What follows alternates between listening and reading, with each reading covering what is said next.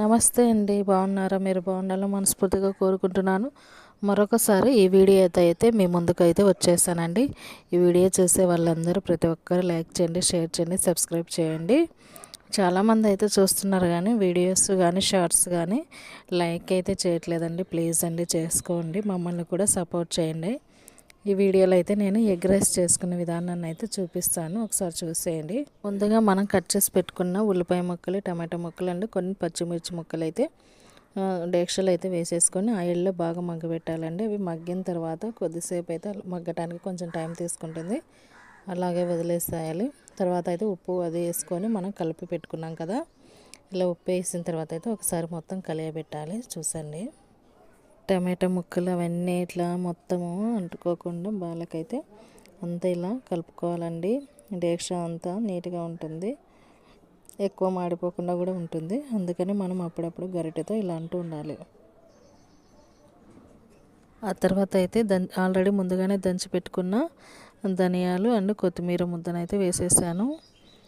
ఇంకా అంతా వేసిన తర్వాత గరిటెతో అన్న తర్వాత ఇలాగైతే వస్తుందండి. బ్రౌన్ కలర్ లేకైతే వస్తుంది. చూసారా? కాసేపు అదంతా అలా అటు ఇటు అన్న తర్వాత అంత బాగా కలపాలి. ఇందులోనే కరివేపాకు ఆకులు కూడా వేసానండి. అన్నీ బాగా కలుపుకోవాలి ఇలాగా. చూడండి ఈ వీడియోలో. ఆ తర్వాత అయితే ఇంకా గుడ్లను అయితే వేస్తున్నాను. గుడ్లు చూడండి పచ్చగా భలే ఉంది కదా. చాలామంది అయితే ఎక్కువగా పచ్చ సోనా అయితే తినడానికి ఇష్టపడరు. అది పచ్చ సోనా అనేది కొంచెం స్మెల్ వస్తుంది కదా, అంతా ఉడకబెట్టిన తర్వాత అయితే అది తినరు. చాలామంది అయితే వైట్ కలర్ ఒక్కటే తింటుంటారు. అది కూడా తింటే మంచిది. గుడ్డైన తర్వాత అంతా తింటేనే కదండి, కానీ తినరు ఎందుకో మరి, స్మెల్ వస్తుందనే ఉద్దేశంతో అనుకుంటా. గుడ్డు ఒక్కొక్కటి వేసి కలపడం కంటే గుడ్లన్నీ వేసి కలిపితేనే బాగుంటుందని. చూసారా? గుడ్లన్నీ వేసిన తర్వాత ఒక పొంగులాగా అట్లా అట్టులాగా ఇట్లా పొంగుతుంది చూడండి. చూడండి అంత నురుగలాగా అట్లా వస్తుంది కదా. చూడండి మరి. వంట చేసేటప్పుడు అయితే చాలామంది అయితే ఇంట్రెస్ట్గా చేస్తారు, కొంతమంది అయితే ఇంట్రెస్ట్గా చేయరు. వంట అనేది ఇంట్రెస్ట్గా చేసినప్పుడే మనకు కూడా టేస్ట్ వస్తుంది, తినాలనిపిస్తుంది. ఎందుకో మరి కొంతమంది పరధ్యానంలో చేస్తారు. ఈరోజు కూడా నేను కొంచెం పరధ్యానం లేకపోయినా అని అనిపిస్తుంది. చూడండి మీరే వీడియోలో గమనించినట్లయితే. ఎందుకంటారా? కొంచెం మాడినట్లు అనిపిస్తుంది. ఎందుకైనా మంచిది ఒకసారి అయితే గరిటెతో అంటాను. ఎంతవరకు వచ్చిందో చూద్దాము. ఎక్కువ మాడలేదు, అమ్మయ్య, కొంచెమే మాడింది, ఏం కాదు. మనం అంతా కారం పొడి వేసి అంతా కలిపేసరికి అంతా ఒకే సెట్ అయిపోతుంది, ఏం కాదు. చూసారా?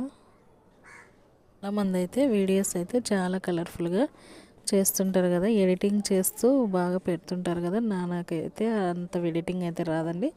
ఏదో నాకు తోచిన పద్ధతిలో, నాకు తెలిసిన పద్ధతిలో నేనైతే వీడియో చేసి అప్లోడ్ చేస్తుంటాను. ఇంకా ఫైనల్గా అయితే కారం పొడి అయితే వేసాను. కారం పొడి వేసిన తర్వాత కొద్దిసేపు అలా ఉంచి నేనైతే మొత్తం గరిటె తీసుకొని ఇలాగైతే కలుపుకుంటున్నాను. చూడండి, పొడి వేసిన తర్వాత అయితే మొత్తము మనము గంటతో అనుకున్న తర్వాత ఇలా అంతా కలుపుకున్నాక మొత్తము చాలా కలర్ఫుల్గా కనిపిస్తుంది కదా, ఎందుకంటే ఆయిల్ వేస్తాం కదా, అందుకోసం భలే కలర్ఫుల్గా కనిపిస్తుంది కదా. ఇంకా ఫైనల్గా మనం రైస్ వేసి కలుపుకోవడమండి. గరిటెతో అయితే అంత తిప్పుకోవాలండి బాగా. అంతా ఎక్కడైనా చిన్న చిన్న ముద్దలుగా అన్నం ముద్దలు మిగిలిపోయి ఉంటాయి కదా, వాటిని అయితే ఇలా చేతి తీసుకొని అనుకోవాలండి.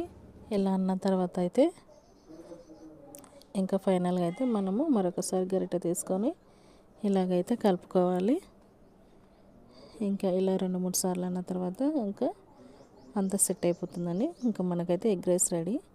ఉంటానండి మరి.